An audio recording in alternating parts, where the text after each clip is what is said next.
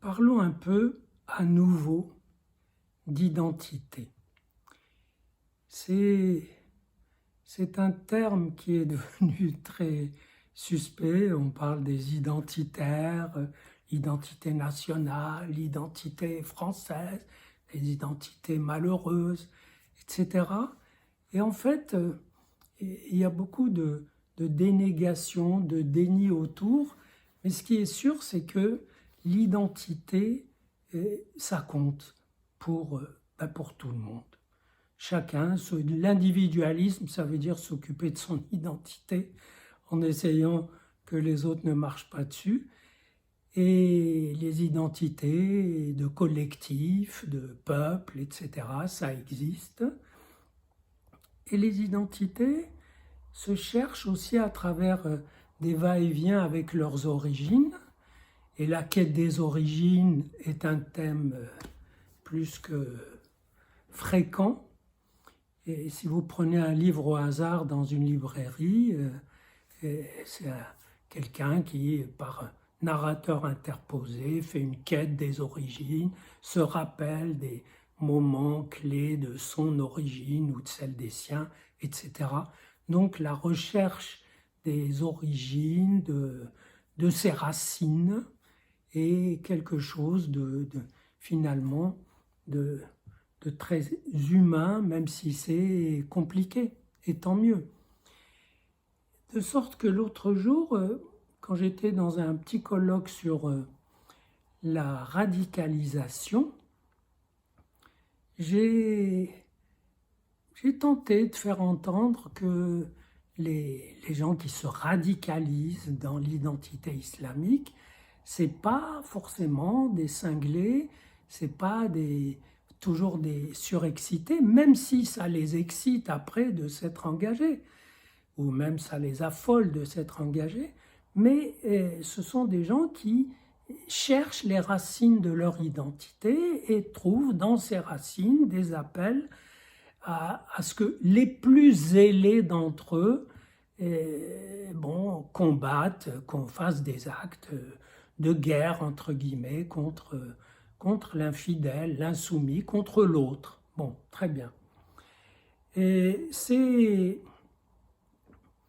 bien sûr, c'est regrettable, mais ça peut être le résultat d'une simple présence dans la texture qui leur est transmise par leur identité, oui, par leur tradition. J'ai même entendu un témoignage de quelqu'un qui parlait du procès des attentats de novembre et qui disait que l'accusé principal, Abdeslam, c'était pas un radical, qu'il ne s'était pas radicalisé, que c'était un homme de tradition. Et je peux tout à fait comprendre ce qui lui est arrivé, c'est de connaître sa tradition et puis de se dire un beau jour, mais il faut quand même faire quelque chose.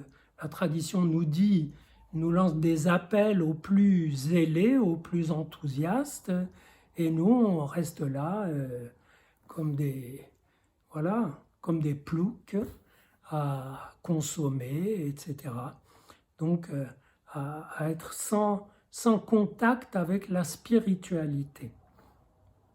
Donc, son acte est un effet de son adhésion à ses racines, peut-être des adhésions un peu trop fortes. C'est vrai que la plupart des gens, disons la plupart des musulmans de France, n'ont aucune envie du djihad parce que ça ferait du dérangement, ça ne serait pas, c'est pas opportun. Voilà. Et il n'empêche que les autres, c'est-à-dire ceux qui ne relèvent pas de cette identité, ont du mal à comprendre qu'il peut y avoir une identité dont les racines appellent à des actes violents envers les autres. Et ils n'arrivent pas à comprendre ça.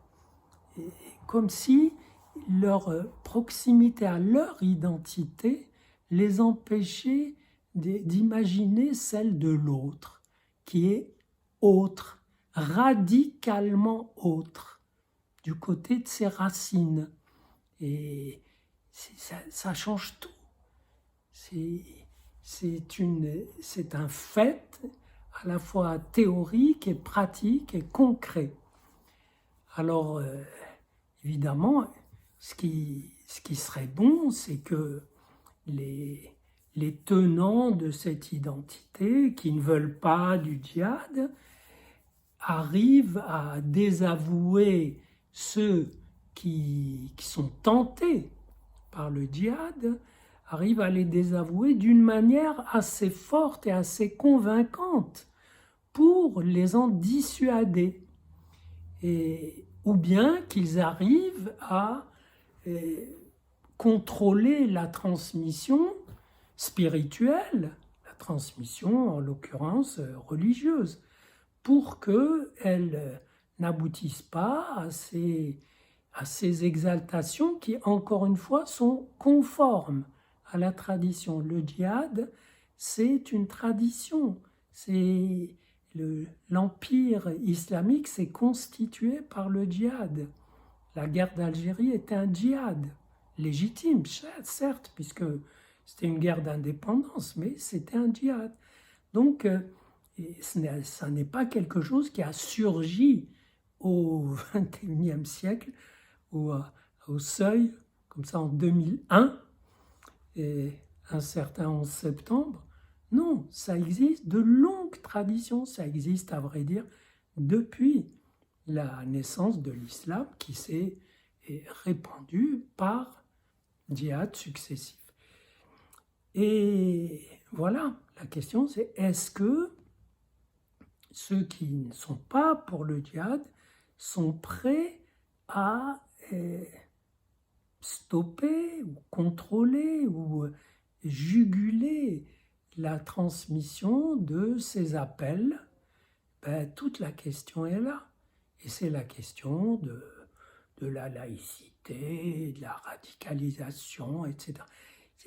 Cette radicalisation, c'est intéressant parce que la tendance occidentale, c'est de la psychiatriser, de dire ce sont des cas pathologiques. Très bien, c'est une opinion, et je ne vais pas la réfuter, mais il n'empêche que même cette psychiatrisation oblige à se demander qu'est-ce que c'est que ces racines qui produisent cette pathologie en série, cette pathologie qui n'est produite que dans cette identité. Donc ça revient à la question précédente, qu'ils soient fous ou pas, même si on les traite tous de fous, ce qu'ils ne sont pas, ce serait injuste. Même si on prétend que s'ils ont fait cet acte, c'est qu'ils sont fous. Déjà là, c'est plus risqué parce que ça revient à traiter de folle une tradition qui préconise sereinement la guerre contre l'insoumis. Donc, quelle que soit l'hypothèse, il faut avaler cette couleuvre qu'il y a des identités, dont celle-là qui est très rare d'ailleurs, mais rare, ça veut dire qu'elle est spécifiée de cette manière, qui induisent de tels actes. Et si déjà on arrive à comprendre cette chose-là, eh bien, ça peut donner un point de vue plus large et ne pas déjà fustiger les identités. Il y a des gens issus de cette identité, des écrivains par exemple. J'ai vu un livre de Leila Slimani qui cultive cette identité, qui veut la faire connaître, lui donner sa dignité littéraire. C'est très bien, avec même des scènes où une mère là-bas veut casser son frigidaire. Et moi qui ai vécu là-bas autrefois, il n'y avait pas de frigidaire dans nos quartiers, mais c'est bien si elle arrive à vouloir casser son frigidaire pour mettre en cause sa soumission à- au statut de mère nourricière. Très bien, ça peut être un trait universel, encore que dans le monde, les femmes ne tiennent pas du tout à casser leur frigidaire et pour signifier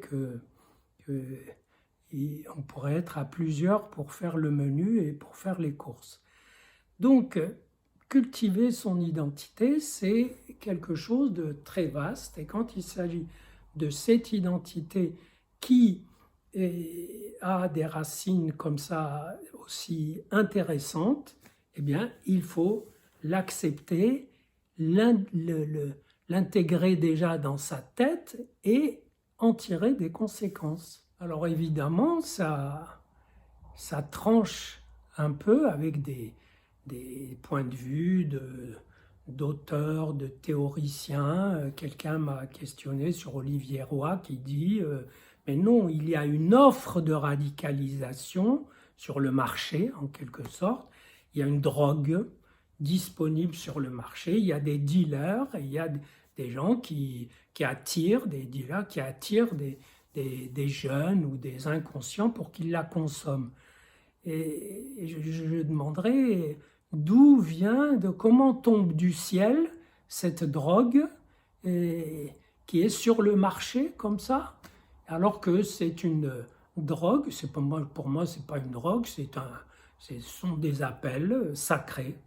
Et ces appels ont toujours existé. C'est parce que, et encore une fois, des Occidentaux les entendent dans leur acuité pour la première fois, qu'ils pensent que c'est tout nouveau, que c'est la corruption occidentale, c'est le fait qu'on ne prenne pas soin de ces jeunes, etc., qu'on ne leur donne pas du travail, que leurs conditions de vie sont difficiles. Mais peu importe, cette drogue, ce produit qui est sur le marché, comment il vient sur le marché, d'où il vient et pourquoi il y a des dealers et des consommateurs justement qui relèvent de cette même obédience ou qui s'y convertissent. Parmi les faiseurs d'attentats, il y a des Français de souche convertis, séduits par cette spiritualité. Donc, c'est comme ceux qui psychiatrisent les terroristes, ça ne change pas le problème. Ça veut dire qu'ils ont peur d'affronter la question des racines.